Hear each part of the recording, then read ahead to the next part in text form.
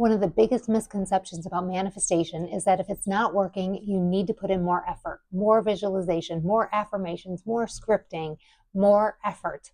But in my experience, it's not usually about doing more. It's about realizing that something small but fundamental is off. And once you see it, you can't unsee it. You are scripting or journaling for manifestation, and you've been doing it for some time, maybe a couple weeks, maybe a couple months, and you're not connecting with it. It doesn't feel right. You're not seeing anything in your life pointing that anything is shifting. It's not because you're doing it wrong, but it's because you are missing these three things. These are the three things that I missed when I first started using this particular methodology, and I'm going to share with you exactly what they are and how you can fix it. About 6 years ago, I went through a divorce, and in that process, I had a very hard time with my son, or I should say my son had a really hard time with the divorce. He was hearing horrible things about me from his dad, and he blamed me for everything that happened, everything, for the divorce, for how hard things were, for the transition, all of those things that he could blame on me, he did. And at some point, for my own sanity and for our relationship to get better, I realized I had to let go. Not let go from the point of, I don't want anything to do with him. I didn't go to that angry place, but I realized that when it was my parenting time and he was pushing up against me saying he didn't want to come and I was forcing him to come, and then he would come and we would have a horrible time, I realized I was going to choose peace and healing and give him the space to do what he needed until he felt comfortable coming around. And I had to have a lot of faith in knowing that that would happen one day. And this was heartbreaking for me. You have to understand, this is my son, my little guy, the kid that I carried. And, you parents out there, I'm sorry, I'm getting emotional there, but my son was my everything. And I really let go. But at that point, I turned to my manifestation skills because I knew they worked. And it was here when I made one of these shifts that I'm about to share with you, that's when everything changed and he came back. He started wanting to come to my house. He started wanting to be a part of the family again.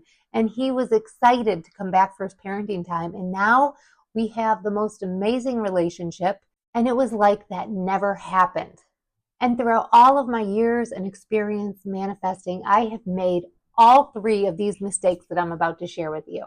I'm Elizabeth, and I have been on this spiritual journey for over a decade, starting with intuition, and then it moved into manifestation. And I have tried literally everything. So if I can do it, you can do it. And I am here to help you build your dream life.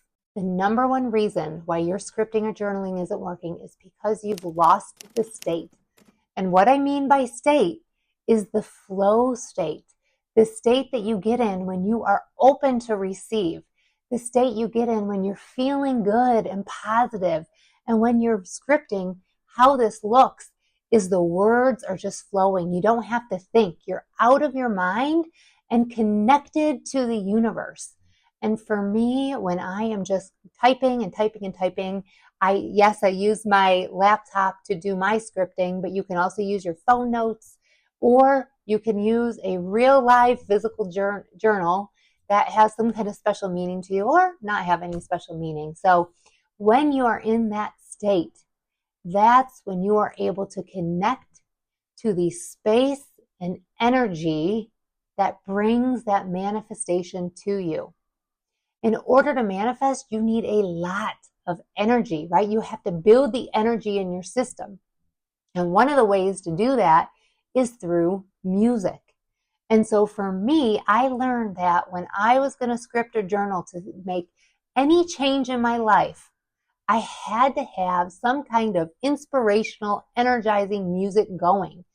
And then eventually, as I did it at the same time, the same place, I sat at the kitchen table and did it every single time, it built that energy. So as soon as that music went on, I popped my pods into my ears, I could automatically tap into that flow state. So whatever for you gets you to that state, that flow state, connected and easy flowing words from your brain to the paper or the computer, That's where you want to be. The other option, if the music isn't for you, is to take a 60-second reset before you start writing, before you get on your computer, before you start scripting. What that means is you're going to clear your mind either through meditation, and you could just close your eyes and concentrate on your breath for that 60 seconds, or you could stare at a candle flame. The other thing you could do is just do breathing exercises. You could do box breathing for a minute. Breathe in for 4 seconds, hold it for 4, and breathe out for 4 seconds. Those are the best ways for you to reset. And you can combine those two ideas. So do your 60-second reset and then pop in the ear pods and put on the music. The other thing I did was I stacked my methodologies or tools that I use for manifestation. So I was scripting, I was visualizing, but I was also using a physical mirror to manifest. And if you're interested in that topic, I'll stick that technique in the comments. There's a PDF and you can grab that if you're interested. The second reason your scripting isn't working is you are doing it from the future tense, using words like will instead of the past tense. When you're scripting, in order to manifest, it needs to come from the place that it already happened. The more you talk in the past tense, the more you are putting into your subconscious mind that it already happened, the more you're believing that it's possible. So for me, I was saying things like, I will be so happy when he comes home. I will be so happy when I can help him with his homework. Those kind of things. When I flipped the script too, I was so happy when I came home from the grocery store to see him out back playing with the dog and throwing the frisbee, and he was happy and the dog was happy and the dog was chasing him, and building out the story as if it already happened. That's when I started to see things shift. And they were day-to-day experiences that I would expect to see any day, right? Now, when the kids come home every single day, that's the first place he goes. He comes in the house and takes the dog out back to play. And this third mistake got me stuck the longest. The scenarios that I was scripting were too unbelievable, making big plans that were very difficult. So for me to go from where I am here to here where I want to go was such a stretch. So for example, when I was manifesting my husband, writing about a luxurious vacation to Bali was so out of the question from the place that I was living in at that time.